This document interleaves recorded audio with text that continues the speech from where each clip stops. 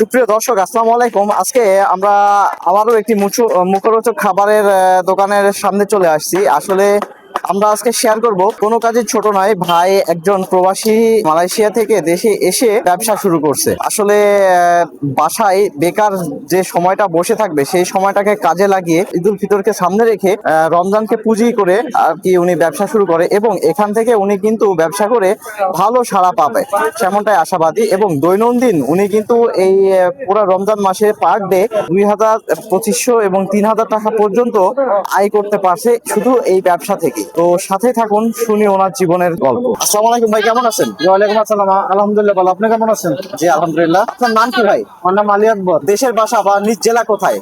আমার গ্রামের বাড়ি নোয়াখালী জেলা। আপনি কত সালে ঢাকা শহরে কাজের উদ্দেশ্যে এসেছিলেন? আমি গত 2 দিন আগে ঢাকাতে কাজের উদ্দেশ্যে আসছি। আমি গত 2 বছর 4 মাস মালয়েশিয়াতে ছিলাম। মালয়েশিয়াতে থেকে একবারে কোম্পানি দেশে ফেরত পাঠাইছে, যার কারণে আমি এখন খুব বেকার। রমজান মাসের জন্য এখানে পার্ট টাইম কাজ হিসেবে চাকরি করতেছি।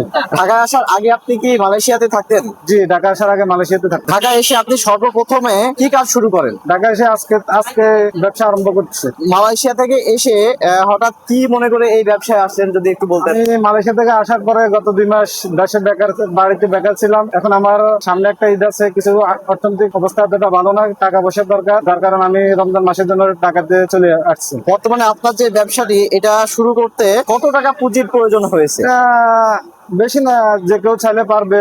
নতুন অবস্থা 15,000 টাকা হলে যথেষ্ট। কয় টাকা পুঁজি? 15,000 টাকা। আপনার এই ব্যবসাটি কত সালে শুরু করেন আপনি?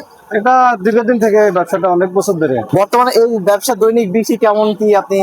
আলহামদুলিল্লাহ দৈনিক 10,000 প্লাস হবে আশা করি। আপনার কোন পণ্যটি সব থেকে এখানে বেশি বিক্রি হয়? আমার এখানে সবচেয়ে বেশি বুরিন্দা চলে, এরপরে সোলাবুট চলে, খেসারি ডালের পেঁয়াজু চলে। সব থেকে বেশি সেল হয় সবচেয়ে বেশি চলে, সবচেয়ে বেশি চলে সোনাবুট।